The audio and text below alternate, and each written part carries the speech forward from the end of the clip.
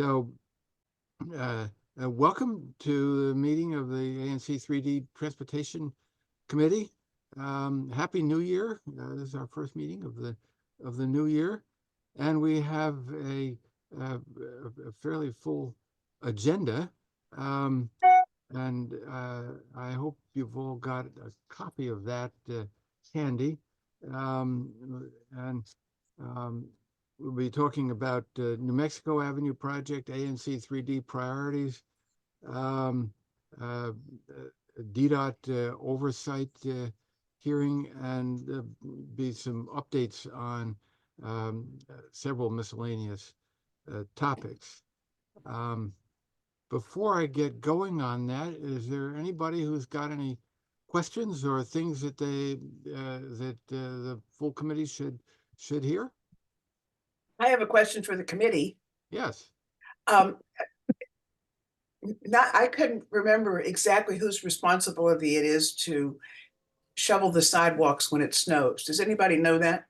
I thought it was the people who live in the house between that the sidewalk runs in front of, but I don't really know why I think that. So does anybody actually know? No, that is the case.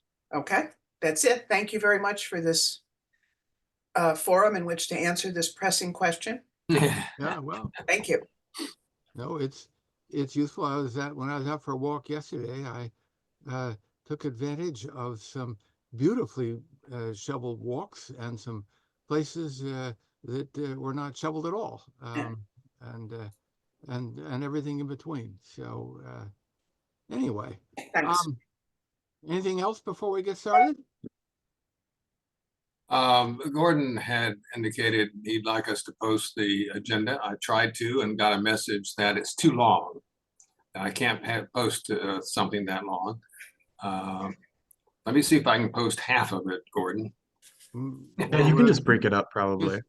Can you take the email that I had that that has all the attachments as well and just forward that to Gordon? Sure. That's probably the simplest. Okay, our first topic may be a little bit shorter discussion than we had been planning on. This is on New Mexico Avenue project. We had been expecting Mike Goodnow to be leading this part of the discussion, and as some of you have probably seen, because he sent us all a message about a half hour ago, that he has been assigned to plow snow this evening, and he won't be able to join us this afternoon.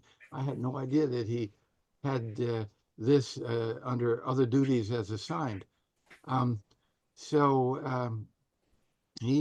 He said, well, the update for New Mexico is that I conducted a field assessment last Friday and will be submitting that to the contractor for corrections. On the assessment, I noticed missing concrete blocks and signs. That doesn't say anything about one subject that I know that Chuck has been back and forth with them on, which is the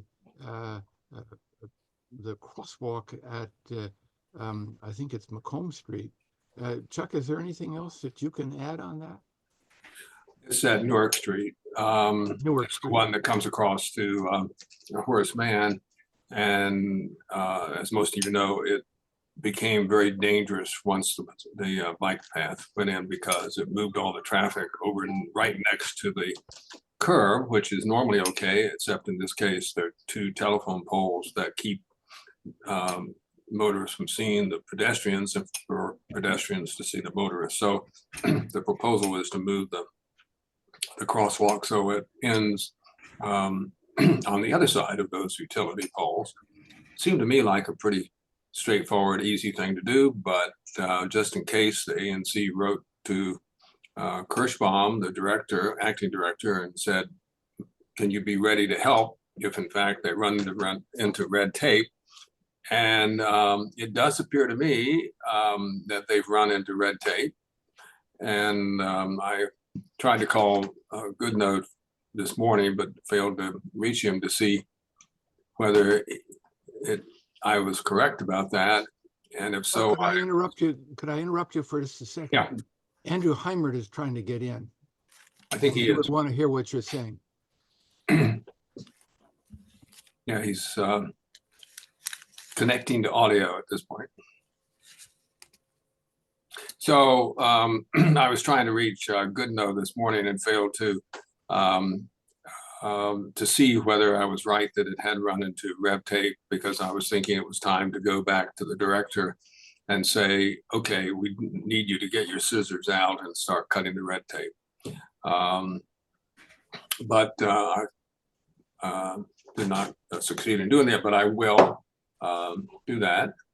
Although here we have a person coming in who may have an update for us. Christian Pinero is coming. Oh, good.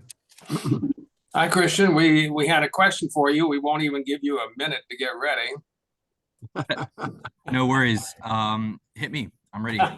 Well, it's my favorite crosswalk in Newark and New Mexico. I was just expressing the impression I had that this correction of or change of the crosswalk had run into some red tape within the department. I don't think you'd probably describe it that way, but I was thinking it might be time to go back to the director and ask her to get out her scissors and start cutting the red tape.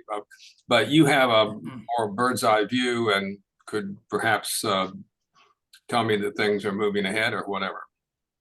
Yeah, no, definitely. Well, first, good afternoon. Happy New Year. I feel like I don't think we've engaged since November, so I hope you all had a good holiday. Yes, that has been some of big concern. So I know you sent a note to Earl, and I'm not sure if he ever got back to you, but I know He said he would look into that tree issue. The intel that I received from Urban Forestry is that our engineers that are going to do the redesign will be in charge of removing that tree.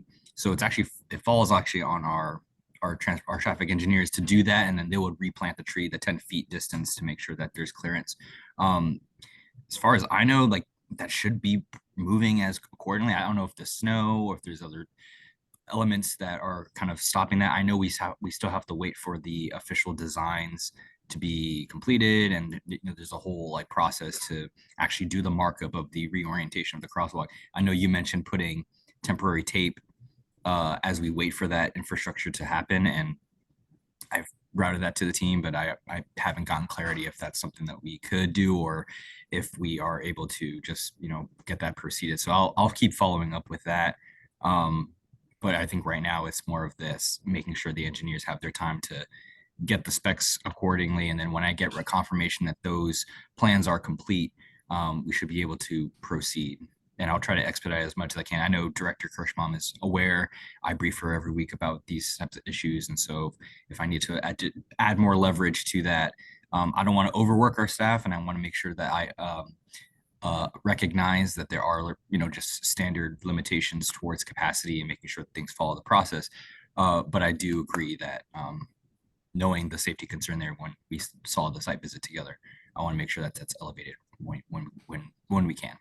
Well, I appreciate that, Christian. And many of us have worked in large departments like yours, and we recognize that there are procedures. But if you can keep pushing on that and maybe come back with an estimate, and to me we talked about a week or 2 weeks or whatever. Right. For sure. And I think the most immediate right now is that Embassy Park Drive sightline issue, Yes. which I've engaged with Suzanne and Kathy on in that chain, which I know you're looped into. So we're hoping to get that complete the first couple weeks of February when the weather gets warmed up. So we were originally going to have our contractors do it, but we all know how sometimes contractor management is not necessarily priority for them for certain things that are out of their control. So trying to have our in-house maintenance crews get a hold of that, and we seem to have some traction there. So at a minimum, we should at least have that complete before the spring. Well, I hope the crosswalk can go just as fast. Maybe a different team, because I really am worried about children getting hit. Certainly. Okay, well, that's, I'm sorry, I took more time on that, Derry, than we all probably intended. Okay, but thank you, Christian. Andrew Heimert, you have your hand up. A very quick question for Christian as part of this. Is it possible in the meantime to install like one of those yellow pedestrian crosswalk signs on that television pole just to highlight a little bit more that there is a crosswalk there? I don't know if that, if that's consistent with signage principles, but you have them along New Mexico elsewhere. So maybe a sort of it's not a fix, I realize, but maybe a helpful safety measure. Chuck, you've looked at this a lot, so you may have reactions. That would be helpful.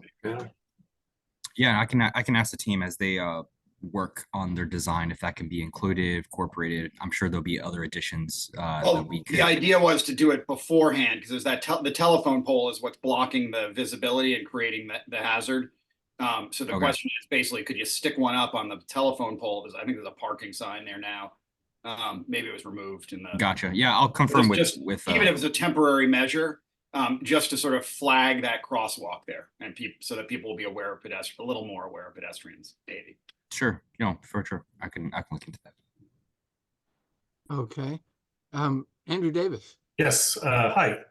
Thanks, Christian, for coming out today. A couple just real quick questions. I was wondering if DDOT has a protocol or process for installing stop signs at the request of our citizenry. Is there anything official in that, or is it just done on a case-by-case basis, or is that something that we could help them with? It's really more for a traffic calming issue on Galena at Dorset. We've got a lot of problems of traffic that's cutting through 3D04 in a neighborhood that I live in as well. One of my constituents very worried about. And it has a lot to do actually with the intersection of MacArthur and Arizona too, and the new flex posts that are kind of slowing right-turning traffic and forcing traffic through the neighborhood.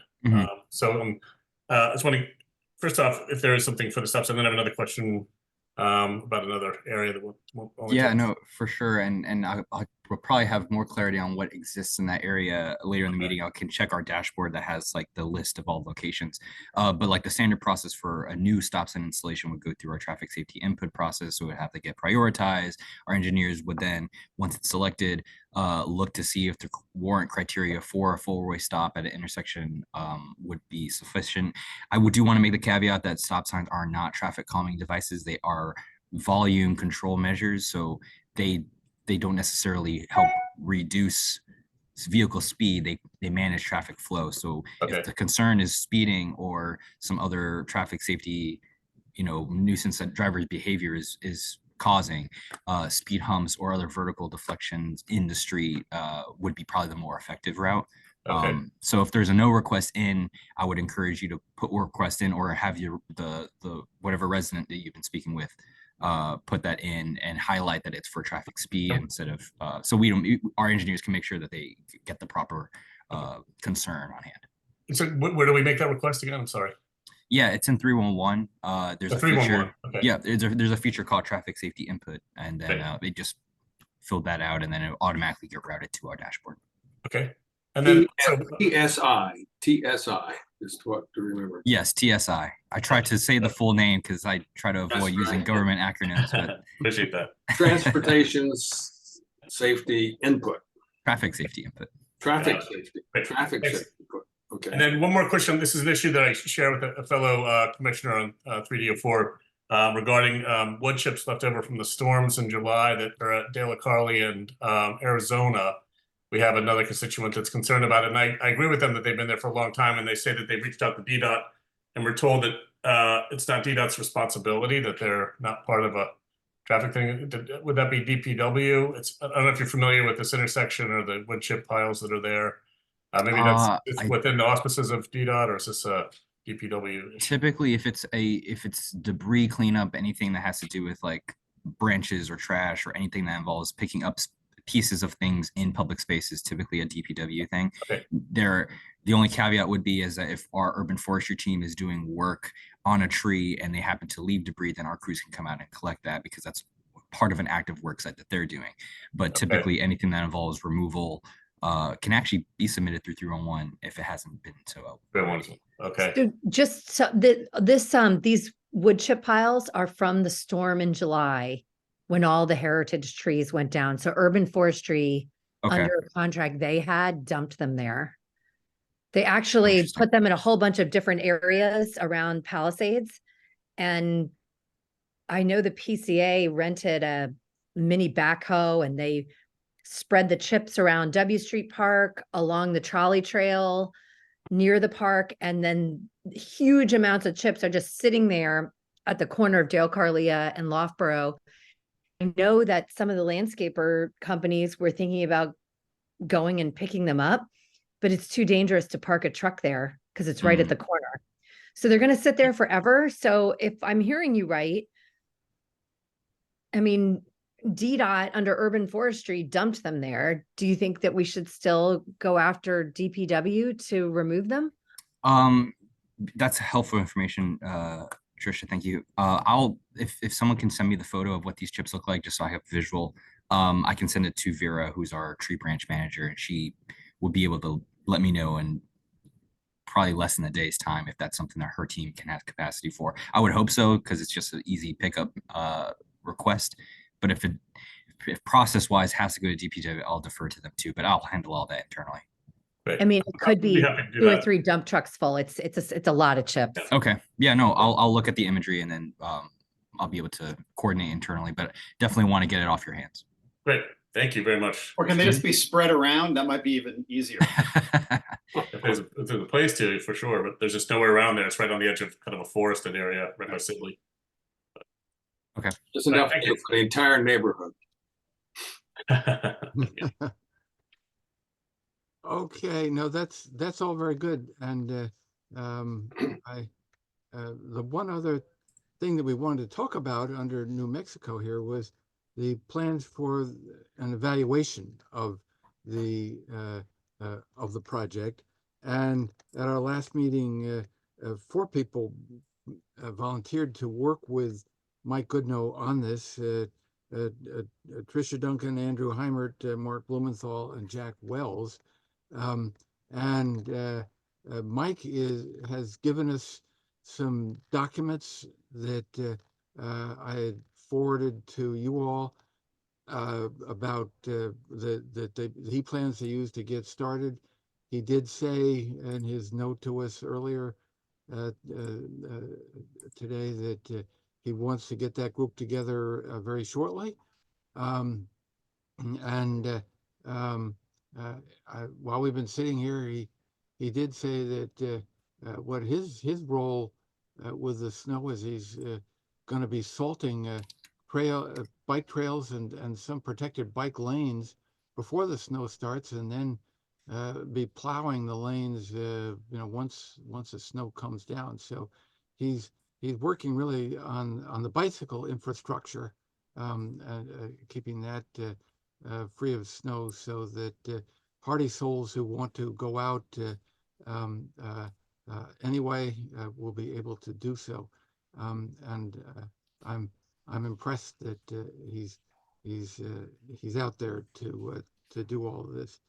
That said, I just thought we should ask if there's any questions or comments that people have either about the project as a whole or any of the attachments that Mike gave us that we should be aware of as a group. Otherwise, the small group should be hearing from Mike shortly.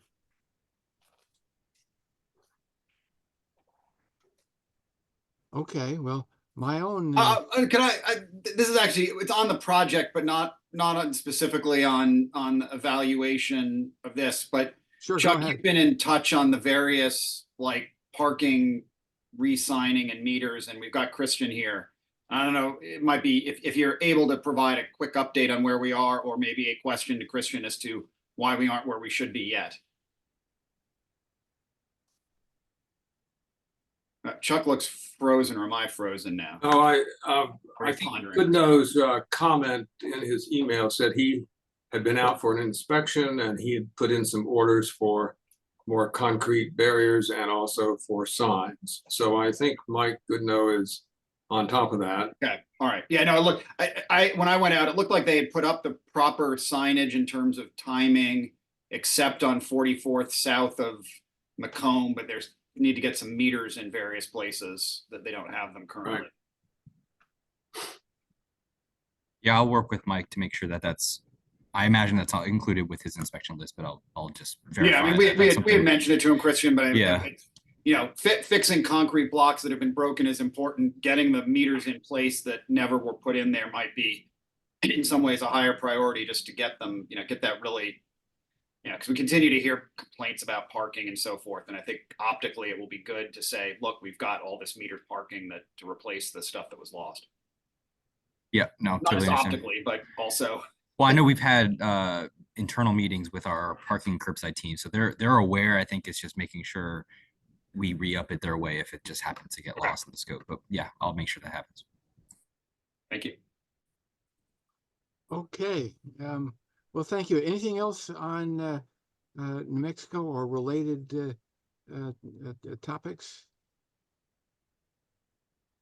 Well, good. Let's move right along then. And with the new year, the ANC3D has really with Chuck doing much of the heavy lifting, but with help from all the other commissioners and quite a few people who live in the area, has put together a set of priorities for the ANC's focus during the coming year, if it works out that they can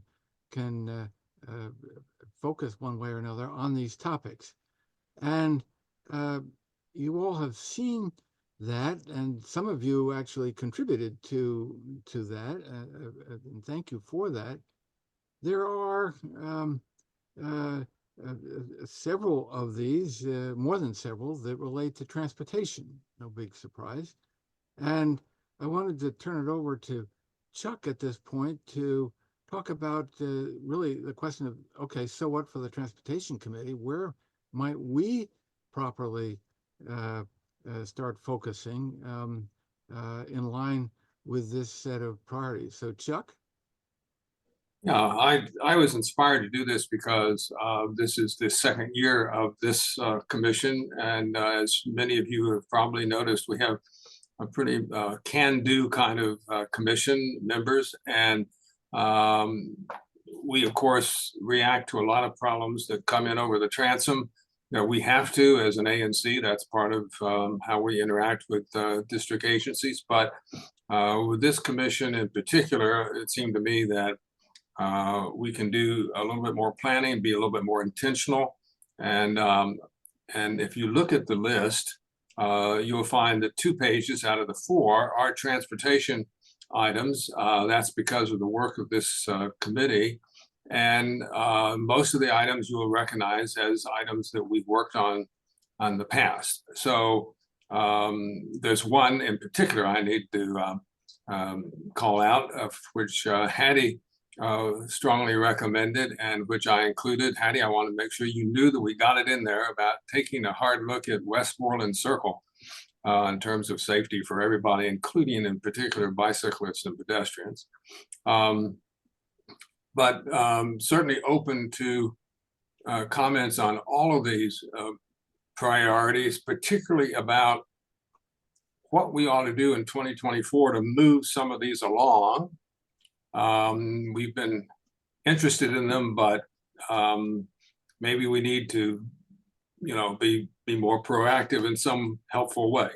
So open to that. And secondly, there were 3 of them that were particularly new that we have not discussed that I would be interested in people's ideas about how to proceed and maybe interest in participating. I want to, they're listed there in the agenda, but I'm going to pause for a minute And besides those three, which are the action plans for safe routes, sidewalk gaps, and traffic calming on MacArthur Boulevard, are any of the other things that are in those priorities, the items which people would like to talk about in this committee meeting today?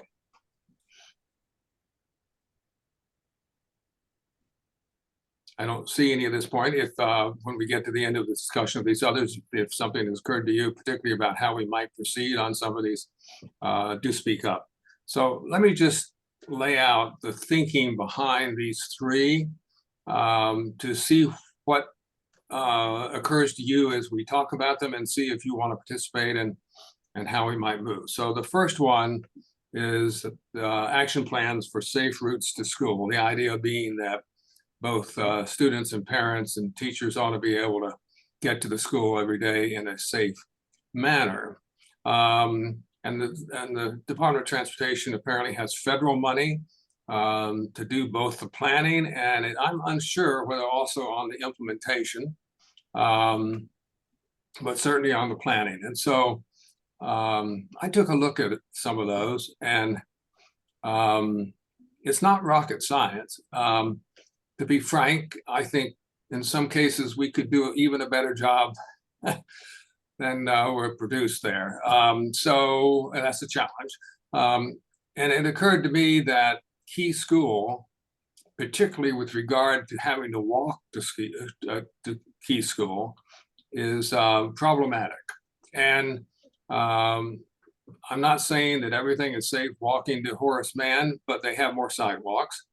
And so I would put Horace Mann as number 2, or MacArthur High School as number 2 or 3, whatever. Those 3 schools, it seems to me, would benefit from an action plan. The idea would be this, that we would, and I've asked the department for this, and I hope to get it, the best one that they've produced so far as a model. And we would then reach out to parents, particularly the parent and teacher organization at Key School, but others as appropriate, and see if we couldn't come up through brainstorming and a little work with an action plan, which we would call a draft action plan. We're not trying to substitute for the Department of Transportation, but it would be something that we could present to DDOT, so that if and when Key School is chosen as one of the schools for which an action plan would be done, they're going to have to do 25 of them next year, that they would have a leg up on having it done well at Key School, and we'd have involvement already from the community, which of course is a key part of an effective action plan. And finally, there are probably some things that the school and the neighborhood could implement without having to ask the Department of Transportation for help on. And if so, why don't we do those? So if they haven't already been done. So that's the first idea on action plans. I'm going to stop to see if there's a comment on that, whether you think that's something that we should work on or not. And if anybody's interested. Tricia? So I'm very interested in this. I've actually reached out to the PTO there and asked them to maybe find 2 or 3 people to partner with the ANC on this. I think that we're going to find some people who really care. And I'm hoping to focus on walkers, bikers, scooterers, but also traffic flow around. And I'm now thinking that we might even ask a neighbor there, because Key School has literally turned those roads into one-way streets. Now we have signs that it's only for parents, but when everyone is swimming one way, it's impossible for residents there to swim upstream. So I think that this is a great idea, and I would be willing to spearhead. Great. I see Mark has a comment. Mark Blumenthal. Go ahead, Mark. Yeah, I very briefly say I'm very interested in this, and make the point that there are a number of projects and potential projects we've talked about. The Arizona protected bike lanes, the pedestrian bridge over Arizona, the connecting trails through the trolley trail, all of which could potentially be part of a route to school, but would require the last quarter mile or whatever it is. And so thinking about that as an integrated, it would help give us better guidance on where to go with all these other projects as well, if there were a sort of coordinated route to school. Mark, I totally agree with you. I think this is a way of bringing in some of the previous work and interest of this committee and looking at it in a more holistic way. And I think that we should make sure that that is part of the thinking here on this plan. I think probably a lot of plans for schools will probably focus on just the 1 or 2 blocks around the school. I think we're prepared, because of the work we've done already, to think a little bit more broadly than that. A lot of people don't live 2 blocks away from the school. They live further and they still have to get there. Anyway, Andrew. Quick question, Chuck. When you had in mind, what did you have in mind when you said things that neighbors could do in the meantime? I mean, unless we have someone who's willing to give up the public space that they've planted in for a sidewalk. Well, I just take the case of how the flow of the traffic for pickup and drop off should occur. But perhaps they've got that all fixed up. Everything's fine. No problems. Perhaps I've noticed in one school, I'm not saying this would necessarily make sense for Key, but I think we ought to have an open mind to all possibilities. They block off the street in front of the school in some ways, or to restrict, to make it safer. I don't know how that might work. Might not work. But all I'm saying is that you don't always need the Department of Transportation to come in and do something. We ought to do some self-help if it's legal, of course, if that makes sense. So it's a matter of being open to ideas as opposed to my having some preconceived idea. Tim. Hi, I'm joining this meeting on behalf of Natalie. She's in Puerto Rico. She's come down with a pretty severe virus. She's got laryngitis, so she asked me to participate. But while you're talking about this particular subject, I know, Chuck, you're aware of the issues I've had with the do not enter at Macomb Street during the morning rush hour. There's 4 signs, 2 huge signs on the back of the stop signs at Nebraska and Macomb. Do not enter 7 to 9:30 a.m. And the street is a cut-through street, no matter how you look at it. But with respect to Mann School, the cut-through on the morning rush hour coincides with the drop-off of students at Mann School. And since I've been in this neighborhood, on this street, on this block for almost 40 years, it seems as though the amount of traffic, especially post-pandemic, is accelerating, and the number of people who are disregarding those signs is increasing.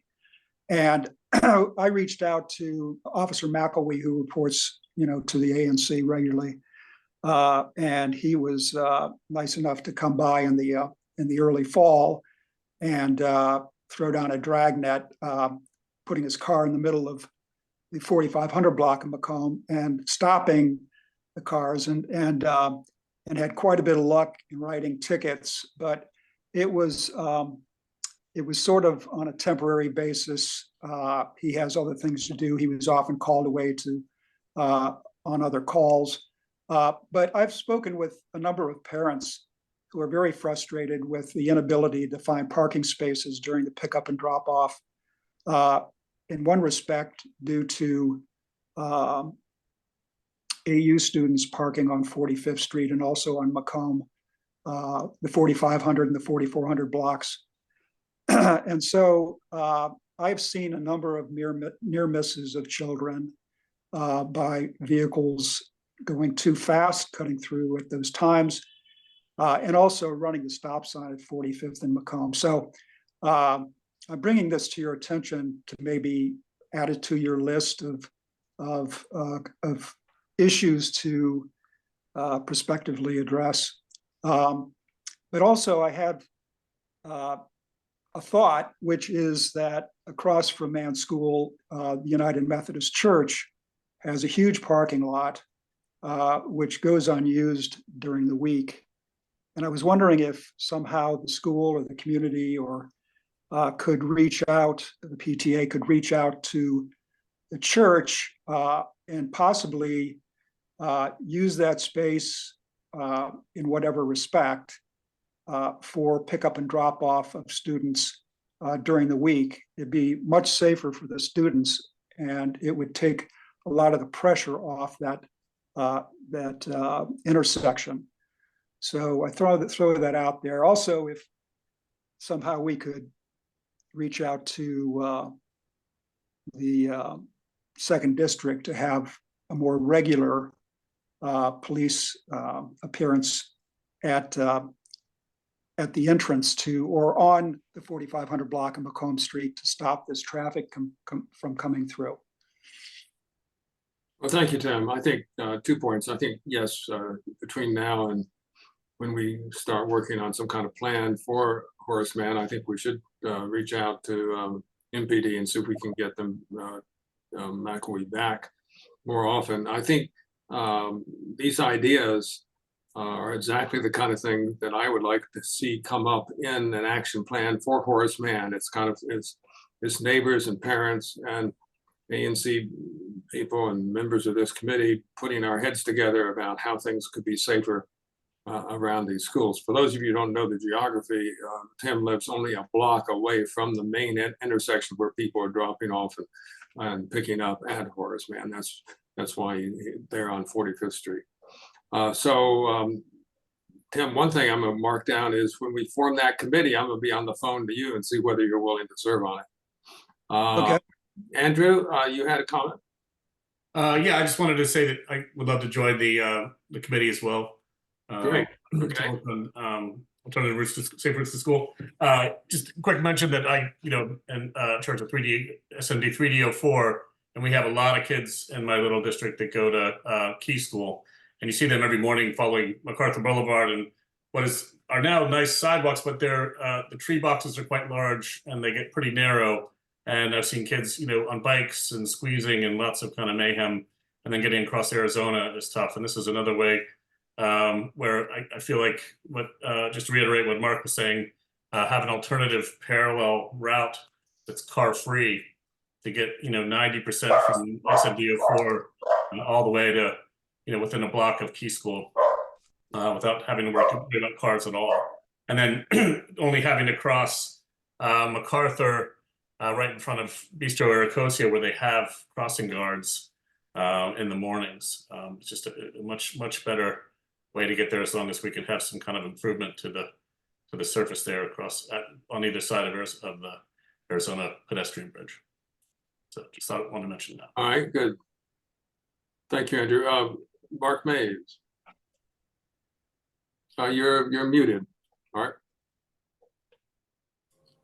I know this is expanding the geography a little bit, but I had a question to the high school group that had been working on ways of getting to and from there. Has there been any further confidence that something could happen with the trolley trestle bridge? I know the WA is trying to pick it up, and this may be beyond what you want in the way of an immediate action plan, but I was trying to get an update, or have we lost faith in that effort? I personally don't have an update on that. Does anybody here? I can comment briefly on that. I'm sure other people can as well. I know that I called them, emailed back in early December to try and get an update, and was told that it's in process, that it's lengthy reviews and reviews of different plans, and that they thought that breaking ground on improvements to the trail would happen in early to mid 25. But the process, as far as I understand and was told, is that it is in process. It's just taking a long time. The suspicion that a lot of us have is that there are forces and people with interests that have that are trying to thwart the improvements, and so that I think that continues as well. So, Sorry, Andrew, you're talking about the Arizona Avenue Yeah. Bridge and trolley trail. Was Mark's question about the Foundry Branch oh, trestle? I'm so sorry, my mistake. Was it- I think, which is different and Yeah. maybe also Yeah, subject to the same forces. but- I can speak a little bit to that, to Well, the let's- Foundry Branch. Real quick, was Uh, Mark talking about Mark M, were you talking about the Foundry Bridge or the pedestrian bridge over Arizona? Your question, Mark M? Mark? Oh, yeah, no, I was talking about the trestle. The Foundry Trestle. Okay, my mistake. Sorry about that. No, no, that's fine. I can speak a little bit to that. And you know, and the Foundry Branch trestle is close to Clark Place, which is the backside of MacArthur High School. As far as I know, there's been no movement on upgrading the trail between those two. The only activity regarding the trestle bridge has been groups who are trying to convince DDOT to study and refurbish the bridge and prevent it from being demolished. So where that stands is that in the 2024 budget, the council allocated $250,000 to both to buy the rights to the bridge. Which could be done, which essentially involves no cost, but it would require an agreement between the district and I believe WMATA, and also to study the costs of refurbishing. As far as I know, the mayor has not acted on that. So it's for the mayor and DDOT to move forward with that money. That's where things sit. Mark, do you think that there's something that we should be doing from the ANC side, or do we let it take its course? The ANC commissioners can correct me if I'm wrong, but I believe the ANC has endorsed the notion of moving forward. I think there's been a letter or a resolution passed. Beyond that, other than urging everybody on this call to sign the petition, I can share a link. I don't know what else the ANC can do. Okay. I mean, we've passed this the letter over and over again in support of EDOT buying the bridge. Christian did send messages in the chat. I think one of the issues here is it's property that's divided between a lot of different people. So it's MPS, it's WMATA, and then it's Georgetown. And Georgetown is particularly opposed to the trail for some reason or another, and they have been for a long time. Well, I can also update on that. The community relations department at Georgetown just turned over. So the people who had been very, very opposed for years are not there anymore, and there are new people there.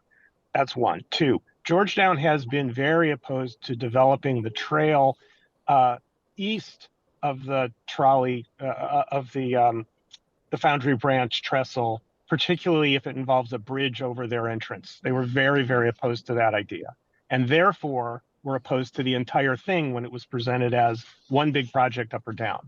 They have communicated to the organizers, the student organizers at Georgetown who are pushing to save the trestle bridge, that they will not take a position on saving the trestle. They're not opposed to it. They're not going to push it. They'll stay out of that fight. So I would amend the very, very opposed. It's not clear they're opposed to saving the trestle bridge. Well, that's good news. Very good news. One step at a time. You got it. I see Monica has a comment. Go ahead, Monica. Yeah, definitely. So anything that's going on with this trestle bridge is obviously going to take a half decade to a decade. And in the meantime, there is a trail connection, one of the only usable for someone who can't lift their bike up and down or navigate tree trunks, connection from Ward 3 to the Capitol Crescent Trail. And that's the Foundry Branch Tunnel and the weird, very steep sidewalk. And Christian Pinheiro, I really need information on whose job it is to maintain that connection from the Canal Road sidewalk down to the Capitol Crescent Trail, because I don't drive and the bus is not reliable. So I need to be able to bike and walk on that connection. And right now it's icy. whose job is it to clear that? And even before the snow and ice, you know, the falling leaves build up on it and make it very narrow and slippery. And I've never been able to figure out whose job it is to maintain all aspects of this sidewalk.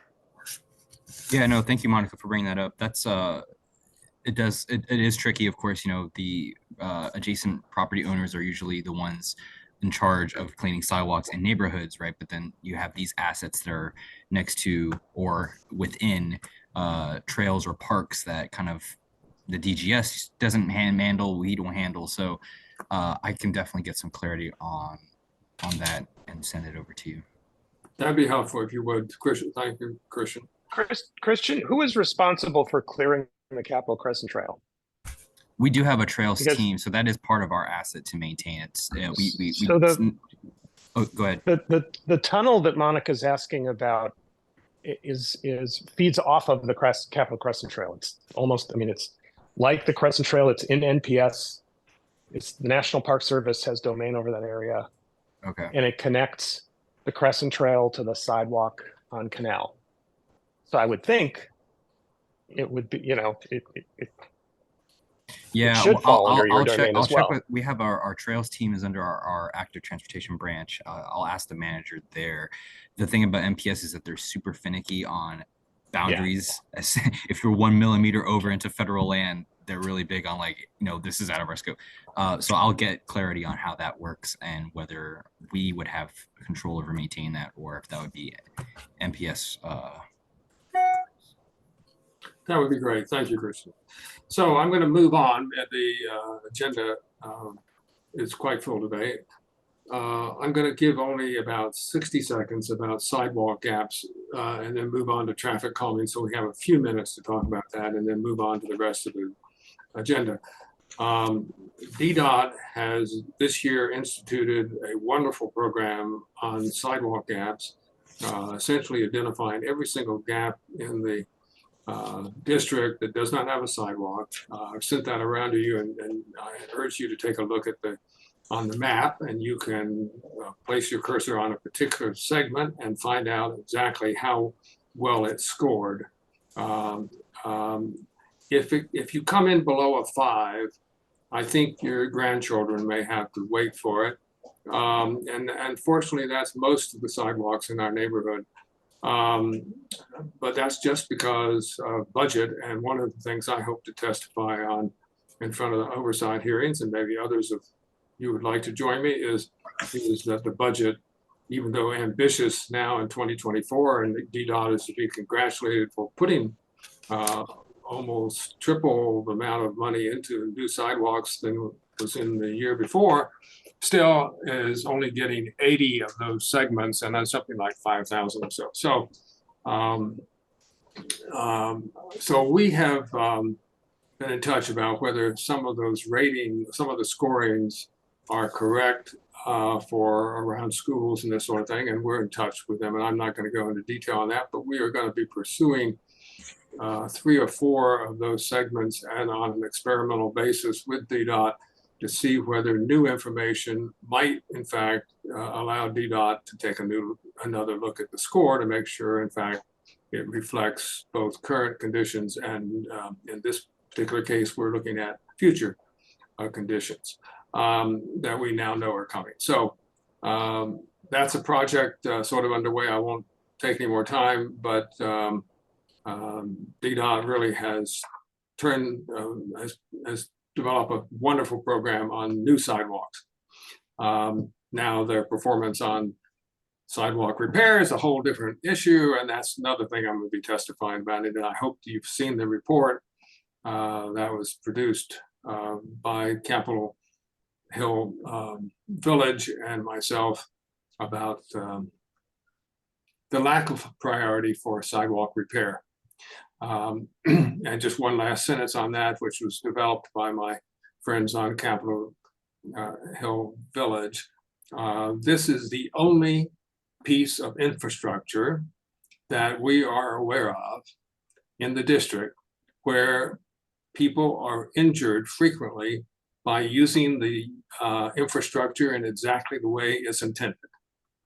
We have a lot of people falling on sidewalks, and the DDOT policy is to take a long time to fix them. So I hope to get that changed this year. The staff, it's not a staff problem, it's a priority and budget problem.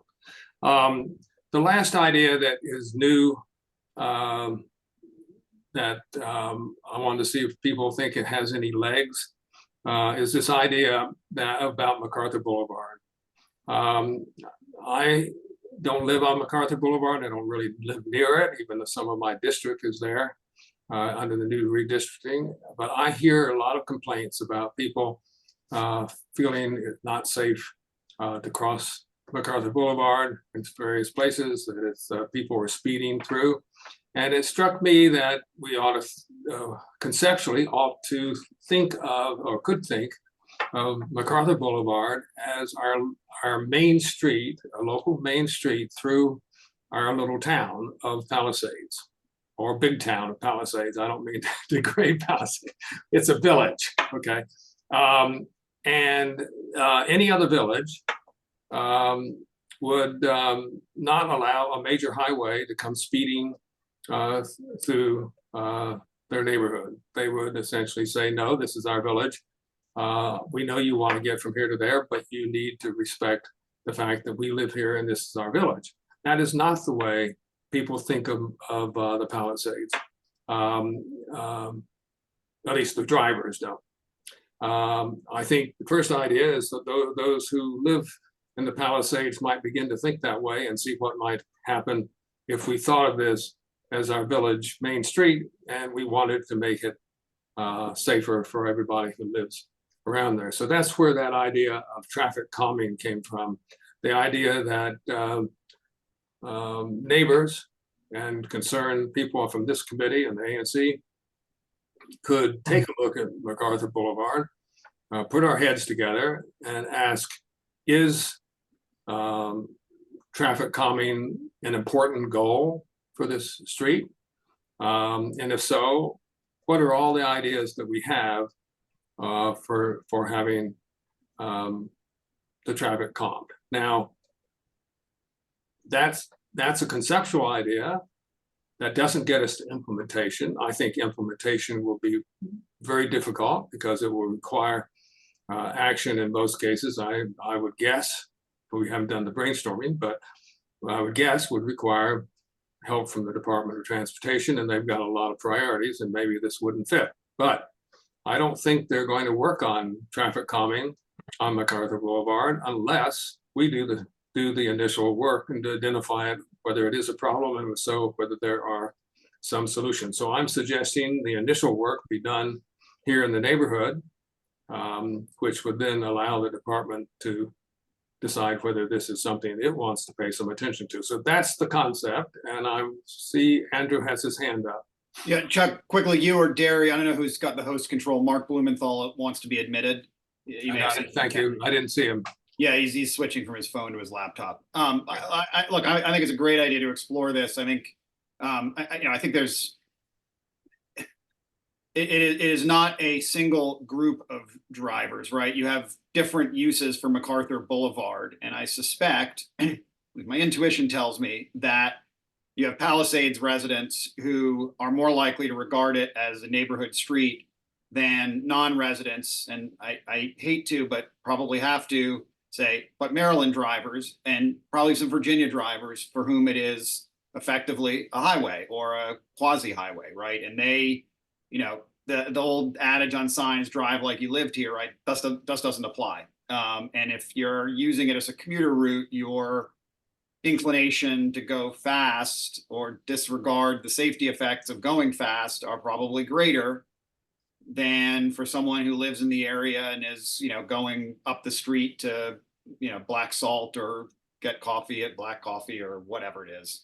So I think we've got a challenge, which is it's not just, hey, get Palisades residents on board, but rather thinking of mechanisms, assuming this is something we want to do, that will apply effectively to everyone who uses the street, so that it is those mechanisms basically enforce compliance with the vision we have for it as a, you know, a neighborhood street kind of thing than rather than a throughway.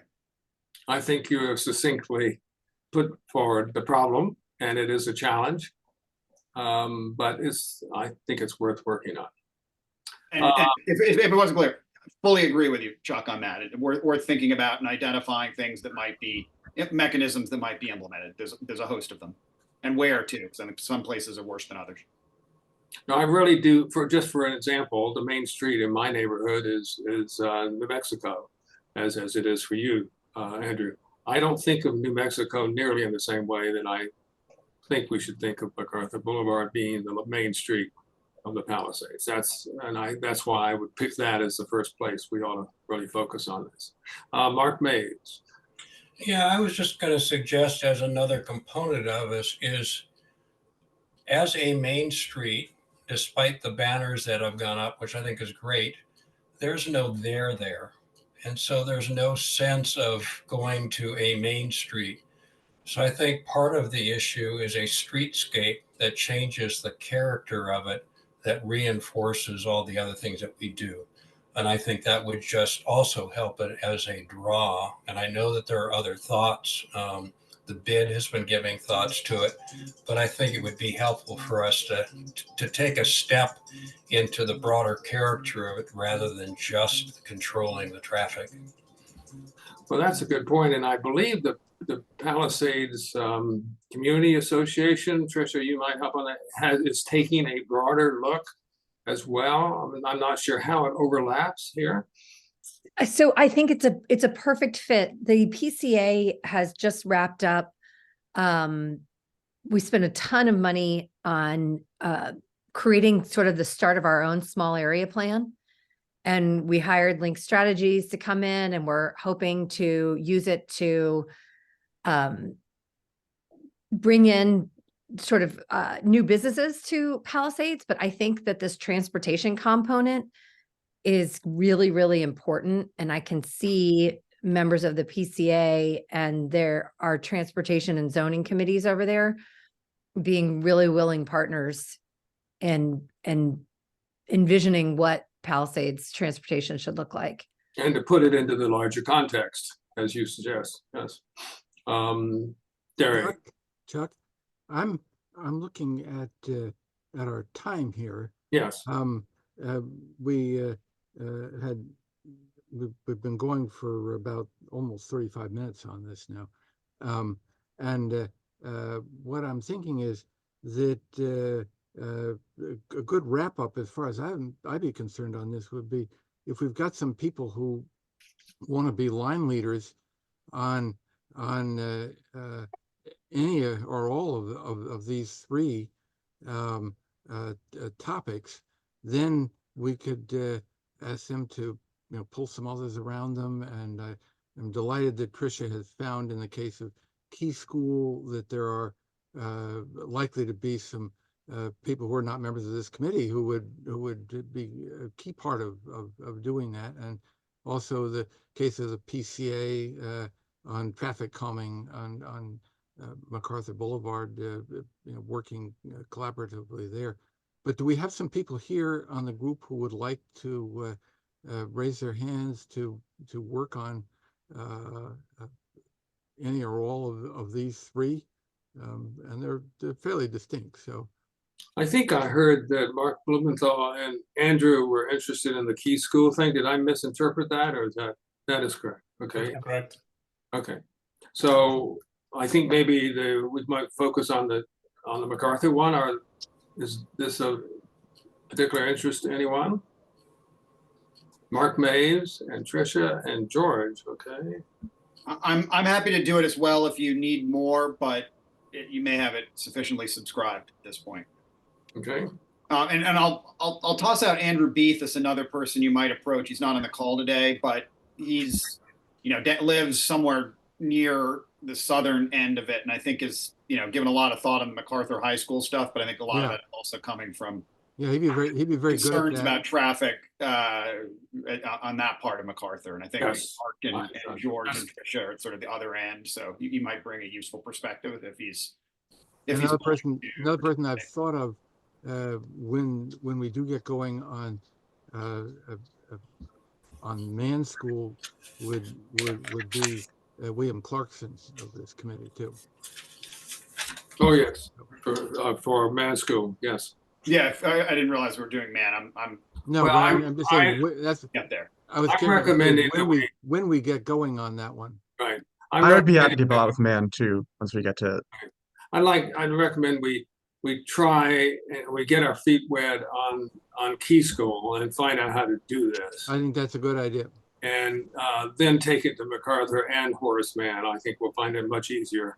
Yeah. I mean, I think key is the hard one in some ways, but also one which I think a lot of people say, yeah, we need to just let's work on this.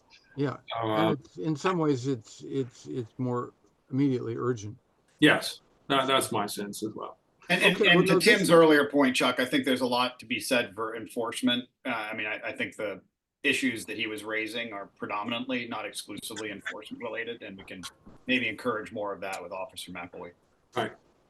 Okay, this is really good, and I have no doubt that we could have spent the whole hour and a half on this, but I think we've made some excellent progress. And thank you not only to Chuck, but to the other members of the commission who have worked on these priorities, and to the rest of you who have said, yeah, well, let's jump in and get to work on some of them. So thank you all around. Now the next topic is DDOT oversight hearings. Many of you remember that last year we had 10 people that included members of this committee, members of ANC3D, the commission itself, and a neighbor or two who testified on some of the priorities that we had not announced, but had formulated ahead of time. And we're hoping that this year we could do something very similar. We have feedback that what we did last year was well received. Chuck has been thinking a bit more about this and has done a little piece that we've included in the meeting package on how to testify. But the first thing we got to talk about is what do we want to testify on? And you'll see a list in your package of some topics that Chuck and I just quickly brainstormed. And we put down about 4 or 5 names of people who at our last meeting had said, yeah, I would testify about that. And so, Chuck, you want to pick this up here, and I can ask people to turn to that list, take a look at it while Chuck starts to talk, and see if you'd be willing to speak on any of those topics, or if you see a topic that's not on that list that should be. So, I think our testimony last year was very well received, and I think we'll have even more encouragement from Councilmember Fruman in that regard this year. Now that he's been in office now for a year and is definitely on his feet and an active member of the committee. He was coming in new last time, but he was very receptive and encouraging even then. And I think I would really hope we'd at least be able to match the 10 that we had last time. So our people, you realize that, I mean, I'm going to testify, of course, but I cannot hit more than maybe 2 topics and be effective. I mean, I could hit 20, but it wouldn't do anything. So I'm going to probably hit, believe me, I'm sure you'd be surprised, I'm going to hit sidewalks.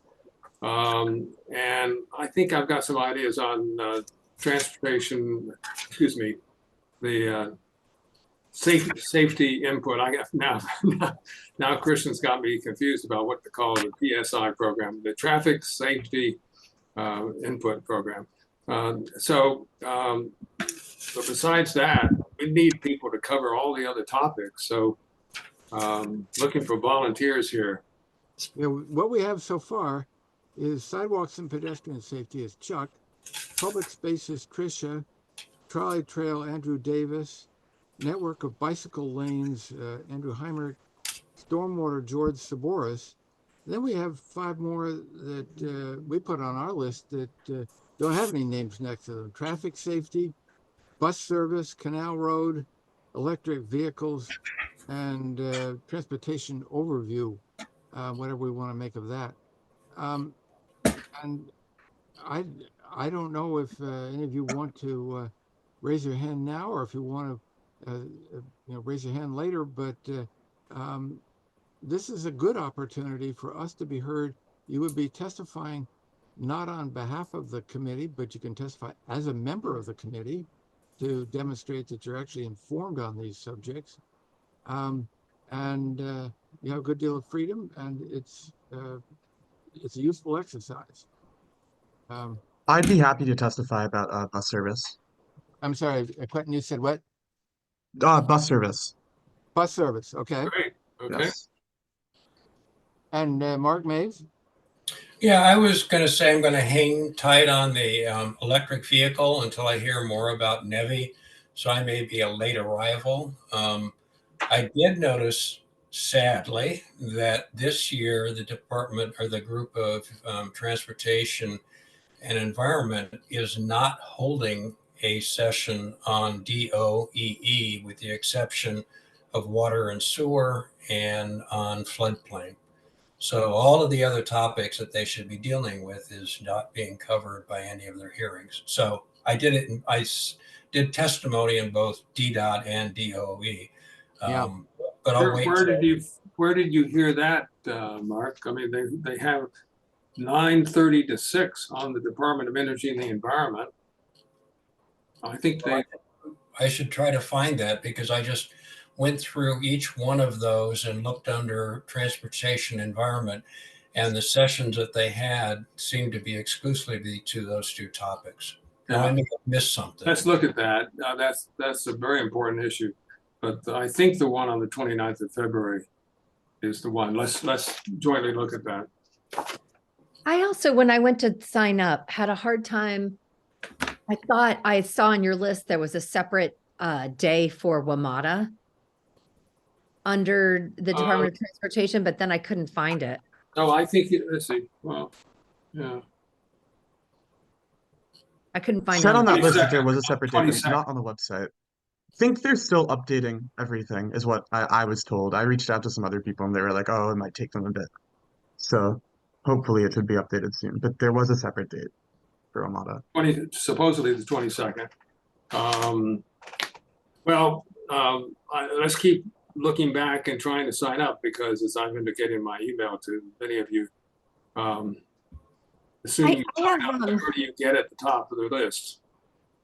So because you're doing sidewalks, Chuck, and public space, I could say something about that, but I really feel like someone needs to talk about Canal Road. Okay. And I use Canal Road almost daily. So Okay. I think that I would like my primary testimony to be about Canal Road. That's fine. That's good. How much time do we get as ANC commissioners? I think we get 5. Okay. 5 minutes for Front of that commissioners, 3 committee, minutes yes, I for think we'll get 5. ordinary people.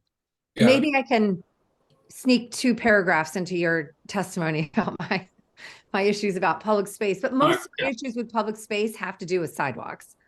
Well, you have 2 opportunities, because not as only do you have the 5 minutes, your testimony itself can be longer than that. Your speaking time is the 5 minutes. Yeah. Oh, right. So I could hit my highlights for both things and Yeah, give you longer can testimony. write something longer and just summarize, right? Yeah. 5 minutes is also a very long time. You know, I found that few people realize it's not as long as they think. Because they think it is. Really? Yeah. Oh, yeah. And then You really do on this, you have to practice it to see how long does it really take you to spit the words out. For the members of the committee, it's for the rest of, if you're not an ANC commissioner, I'm afraid it's only 3 minutes. So, and that is tougher. Tricia, on Canal Road, you may well want to talk with with Jack Wells, who couldn't make it today, and Mark Blumenthal was working on part of the Canal Road story too. So Yeah, for sure. and I don't know if you all want to collaborate and each of you testify, but there's plenty to say on Canal Road, and I think that you know, as a thoroughfare, we really want to have our neighbors from Maryland and Virginia on Canal Road, and not so much on MacArthur and other places. So Yeah, and I was going to talk to Avi Green. He and I both have read the original DDOT report from years ago. So I just think someone needs to speak on Canal Road. And yeah, and I'm saying maybe it could be a couple of people because it's an important. yeah, I think it's fine if people here also want to talk about the same subject somebody else did, because repetition to these council members who not all of them are going to listen all day, but repetition is, if they hear about the same subject a little bit later, that makes it more memorable. Mark Blumenthal, are you able to testify this year? I'm hesitant to commit the time, but yes, I understand. No, we busy, but, understand. I I don't know, somehow got maybe, committed for me, but I'm there with you, Mark. if drafted, I might think about it. It depends on the date, and I'm not looking Yeah. at the calendar at the moment. While I have the mic on Canal Road, Christian shared with me before the meeting that we talked about the crosswalk being screwy at Reservoir and Canal. Turns out the engineers have decided it is in the wrong place, and they're going to Christian, jump in here if I get the wording wrong, but they are going to revisit and redo those lines across Canal. Yes, that's correct. So Thank you. it should take place, well, obviously when we get warmer weather, so I anticipate spring, early summer, but that is on their agenda to do, because obviously that's an alignment change. We want to make sure it's being safe for everyone. So that'll get done. Thanks for letting me know about that too. That's excellent news. Good to hear that. And Mark, if there's more to be said on that, you may well want to just consider writing something. It could be short, and you don't even have to, give it orally. Just send it in, and it does. Well, your It does get point noticed. about I mean, my interest in the thing I've talked about in these meetings is narrower. It's about the entrance to the to the I know there are parkway. much broader concerns about Canal that But it's are okay. worth repeating It's to the okay. council. It's okay in this hearing to be very focused on a particular issue that gets attention for it. So as I say, if you feel moved to just put your 2 cents in on that, you don't even have to be there that day. You just give Okay. a written testimony. Anything else on? Let me just see maybe some of our other, I know we're running a little tight here, but George, is there anything you would be willing to testify about? George is already on the list for. Oh, he is, okay, all What right. I'm thinking is on Dale Carla, which is always a popular topic with stormwater, and Right. perhaps this maintenance issue, unless we can get it sort of sorted out, administered. Yes, right, okay, good, all right. Hattie, are you still there? What about your idea about Ward Circle? We saw Westmoreland Circle. I think we may have lost it for a minute. Okay, and Andrew Hyman, of course, we're expecting you to testify. Apparently so. Don't even ask. Right, we don't even have to ask. We know answers. Yeah. Sounds like there'll be a lot of good questions for our director to address. So Yeah, as I go through the bushes on the sidelines and be a fly on the wall. So No, we want your director to be prepared and hit it out of the park. That's what we want. Yeah, and if anybody else has, wants to testify, that's great. Please do send a note to Chuck and to me, just so that we can keep track of this. But we're not trying to limit anybody. We want to encourage people. So Chuck, anything else before we kind of move to some quick updates on several topics? No, I am going to be attending a session. Chairman Allen at least is scheduled to give a little briefing about how to testify in front of the council. And it seems like that's particularly relevant. I'm going to attend that session and then pass on the high points to all of you. Since we're most of us will be testifying in front of that committee, we might as well do it the way the chairman would like. But no, I don't have anything else, and look forward to these sessions. Oh, very good. Well, thank you. And by the time we next meet, this hearing should have taken place, so we'll be able to tell everybody how it went. We've got several items for updates, and we've got about 10 minutes left. Some of them we've talked about a little bit, but first one we haven't talked about at all yet, and it's just an update on the DDOT Spring Valley Stormwater and Green Infrastructure project. And George, do you want to give us a quick update? And Tricia also has been doing a few things on this. Sure, just a few words. The last letter that we sent out, which was in December, we haven't really received a response, sort of a written response, but there has been communication bilaterally, including with Christian. And our understanding now is that the team is finalizing the 100% plans, perhaps in the next couple of weeks. And our sense is that we really haven't had a chance to kind of sit down and discuss our various options. So that's kind of where we are. Tricia and several of us have drafted another letter to send to the director and see if, as a last attempt, we can get the project team's attention on these matters before they do lock in things at the 100% plan level. Tricia, If I could jump in, Quentin and I talked before this meeting. Quentin and I both went to Councilmember Fruman's crime thing last night at Cleveland Park. And we spoke to him. And Quentin, tell them what you heard from the people over at 34G. Yeah, so they have a meeting already. I think they may have already had their meeting. But it seems like, I mean, their project is a lot bigger, so they've been fighting about it for a little longer than we have. But it seems they've been pretty successful, and they were able to have a sit down, and they were able to get specific, implements moved around. And what they've been doing is they tried to move all of theirs to wider like intersections to sort of use them as a traffic calming measure. Um, I'm hoping at this point we can just get the Rockwood Parkway and Tilden and Broadman, I think, intersections.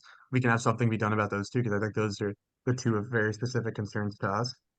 We talked to Matt a bit about De La Carlia as well, and he was very gung-ho on bike lanes there, which was a little surprising. And hopefully we can address that at a different time. But yeah, Matt seemed like he was going to be very forceful about getting us a meeting with DDOT, so that'll be awesome. And then I think he was also looking at addressing De La Carlia and maybe Westmoreland at a different time. So that's exciting. See what happens, yeah. So in terms of a plan of action, I think we should ask for a meeting. And then there's my big beef is the maintenance of these things.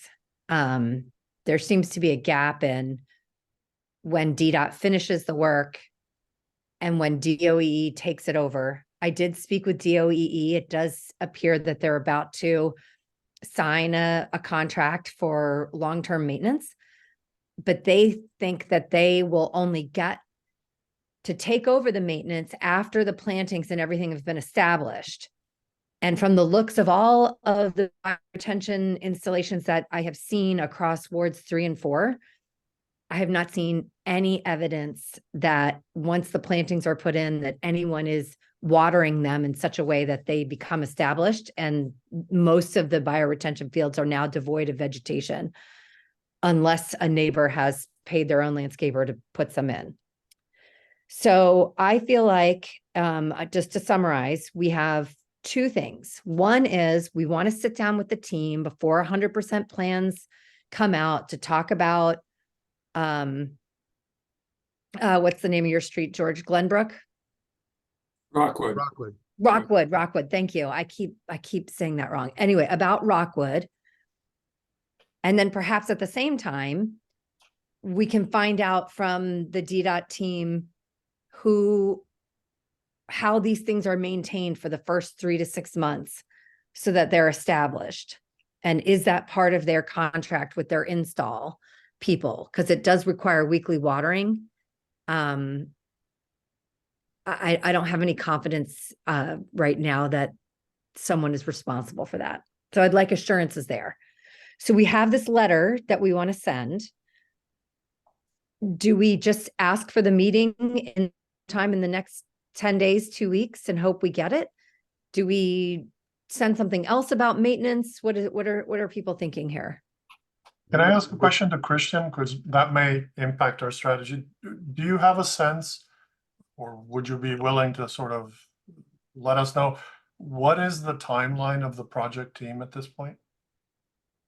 Yes, certainly. And I just sent a note, Trisha, specifically for you about the maintenance piece, because I've had conversations with Commissioner Sherman and 34G about it too. So if you want to connect with him, he will probably be a good example of how he's been able to navigate with DOE. So he'll definitely have some intel to share if you want to cross-reference with this ANC and theirs as well. For the project, we are still awaiting the final drafts. I believe probably early to mid-February is when we'll actually go and update the website with the latest locations and any of the adjustments.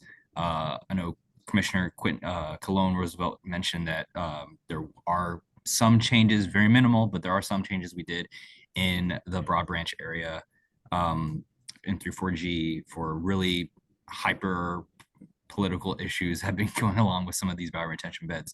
But to my understanding, we are just trying to not do that for every single location because we want to stand firm with what we have and some of the good locations that don't impact parking or don't have any of those driveway access issues. So that's the latest I have from the team. Okay, well, I want to draw this part of the discussion to a close if we can. Tricia, I think going ahead and just saying, yes, we really want to have this meeting. That's what we said before, and it's still the case. And you have some pretty good language already for the letter, and the additional stuff that you drafted yesterday or today is pretty good too. So I'd say let's just keep pushing ahead. But meanwhile, Kristen, if you're able to just tell your colleagues that don't be surprised that we haven't forgotten that we still want this meeting, and we hope it takes place soon. So yeah, Christian, in particular, if I could speak of it, we want to talk about the pedestrian risk on Rockwood. And we're not going to let this go. I mean, basically, it is inappropriate for the Department of Transportation in one of its projects that doesn't worry about sidewalks or pedestrians to essentially create a pedestrian hazard. And we want you to consider putting in permeable pavement instead. And we want to have that discussion sooner rather than later. And we have not heard any reason why this can't be done. We understand you're not going to put a sidewalk there. We understand all the sidewalk priorities, but we don't understand why you can't put permeable pavements there, which would not then present a pedestrian hazard. And we are really hot on pedestrian issues and safety at this point. I don't think that's a secret to you. If DDOT creates one, we're going to make a big fuss about it. And I don't think the director is going to be happy about it. And so we'd like to have a meeting with the staff to talk about it and fix the problem before we have to go and make a big stink about it. I'm sending thank you, Commissioner, for that. I'm sending Maverick, the project manager, that is right now. Actually, you said permeable pavement at Rockwood. Is that street or? Rockwood. The Rockwood, the one location we are insisting on is the Rockwood, where you have a lot of people walking, both their dogs and themselves on Rockwood. It's the intersection with Tilden. There's another Rockwood installation at the dead end of Dale Carlile, which really doesn't get many pedestrians. It's nominally Rockwood Parkway, Christian, if that's what you're asking. Yeah. So it's the intersection of Rockwood and Tilden. Rockwood Parkway and Tilden, yeah. Gotcha. Right. That is the one place that we think is very seriously creating a pedestrian hazard if you build this retention. I'll flag that for them. I will keep encouraging them to see if a meeting can happen. If not, I'll at the least will be able to share you updates on how they feel about that and what methods we can do to address that, or at least be aware of it so we can make adjustments as needed. But and Christian, don't let them tell you that it's okay for us to walk in people's yards instead. Go down there and look at that and see if you, it's just, that's a silly answer. Understood. No, I do have silly answers. I try to make sure that there is cohesion with stormwater engineers and how our master plan for pedestrian safety works around. We do have limitations on what we can do with funding wise, but at least if there's a location we can avoid creating a hazard, as you mentioned, I'll make sure that gets at least addressed. All this strikes me as entirely doable, and it's hard to understand why it gets tied up the way that it does, but it doesn't have to happen that way. I think the other location we were concerned about was Tilden and Rodman, right? Rockwood. Tilden. The other one is the intersection of Tilden and Rodman, which is it's the tail end of Rodman, which blends into. Yeah. Mm-hmm. A little bit less foot traffic, but also a site with no sidewalks on either side. Right. I walk there all the time. So maybe take note of that, Christian. I mean, we'll be focusing more on the Rockwood one, I think, but we'll be talking about that too at the meeting. So if we could get a response on that, that would be cool. Sure thing. Thank you for that. All right. I think we've made ourselves abundantly clear. We could go on, but we've made ourselves clear.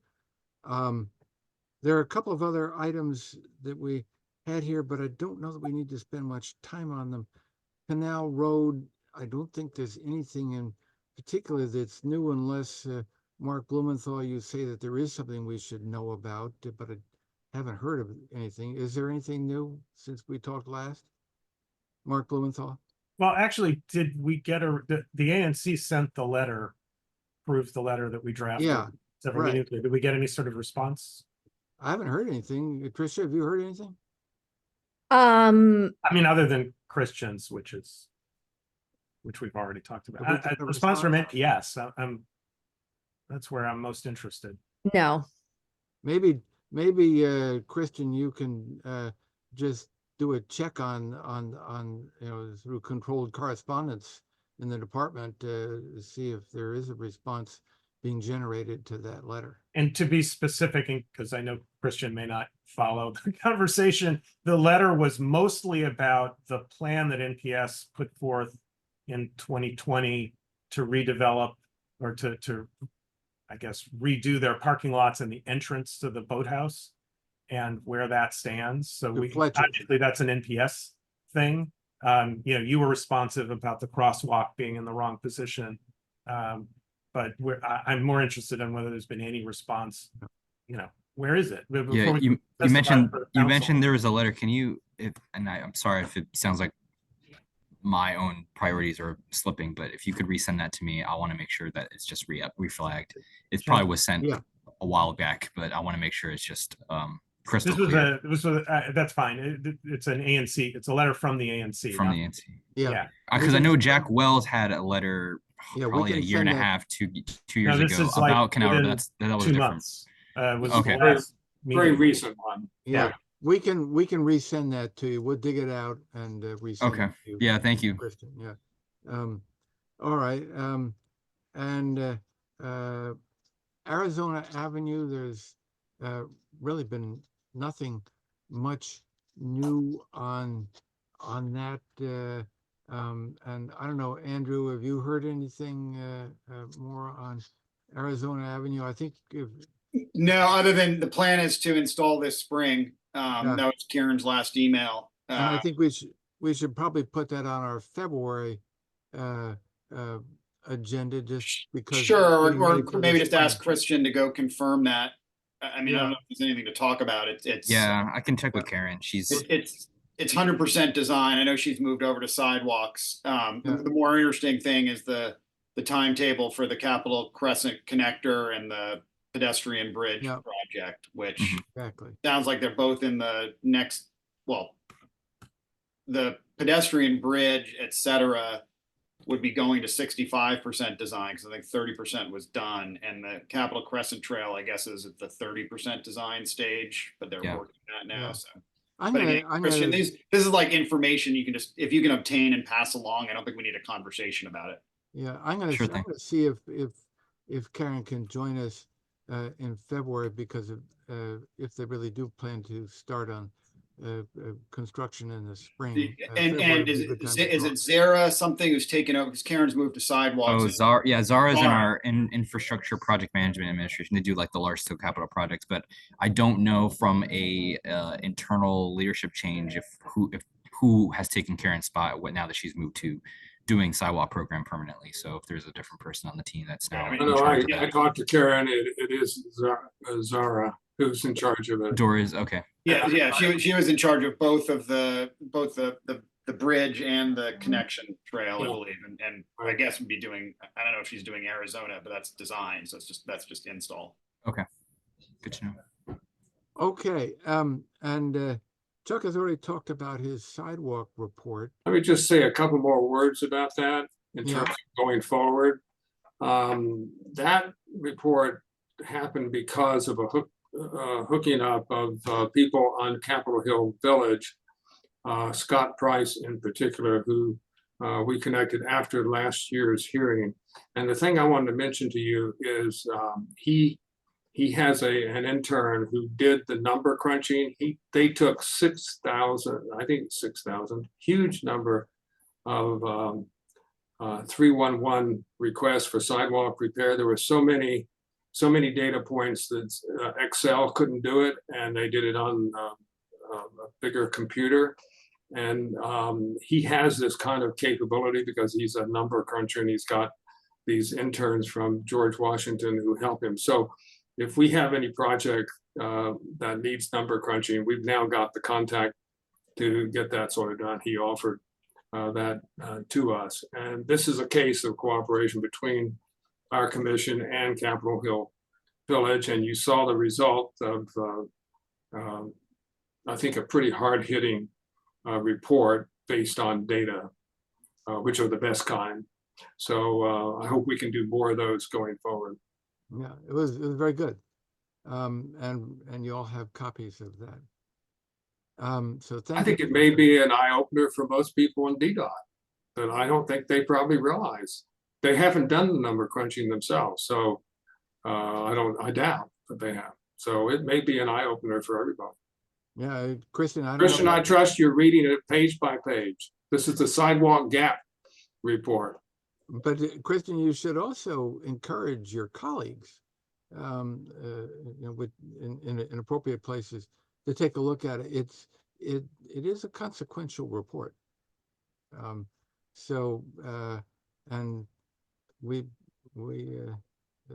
I do hope that it gets the attention that it deserves.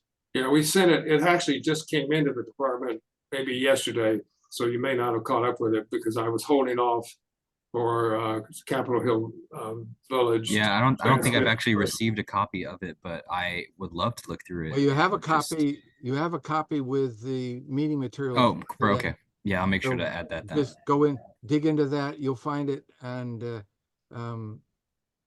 There's a letter to your director asking her, meaning the department, to do some work before the oversight hearing on these matters. And I think I copied you, but I will go back and check. And if not, I'll make sure you get your personal copy of it. of that letter, because Okay. of course transmits the report as well, but it's also got a request from 3D about what the department could do. And it's also got a request to Chairman Allen about what he might do with the department before the oversight hearing, which of course is coming up fast. But this is going to be a big issue. Capitol Hill Village will be there in force at the oversight hearing, as of course I will. I'll bring 5 of myself. Yeah. Okay, sounds good. let's try to break it off.